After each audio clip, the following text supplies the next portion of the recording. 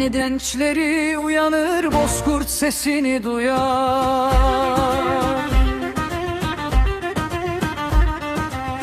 Dağlardan rüzgar eser, adımız yayılır.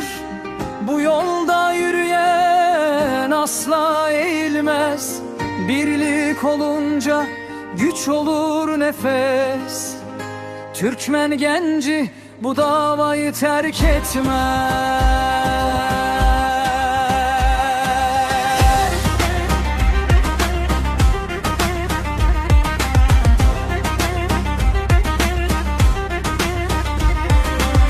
Telafer sokakları şahidimizdir. Bu toprak bizim, bu yürek birdir. Kerkük'ten yükselir aynı nefes. Bu dava kalpte asla bitmez. Karanlık üstümüze gelse de bir gün, Türkmeneli, Türkmeneli, Türktür, Türk kalacak. Bozkurt yürekli gençlik susmayacak. Bu toprak bizim, bu yürek bir. Tarih yazılır, sesimiz kalacak.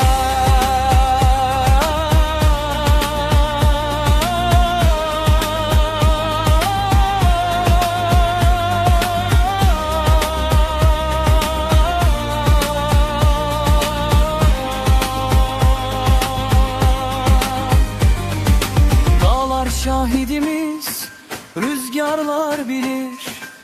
Bu sevda kalpte sonsuza gider. Biz buradayız, geri dönmeyiz. Türkmeneli.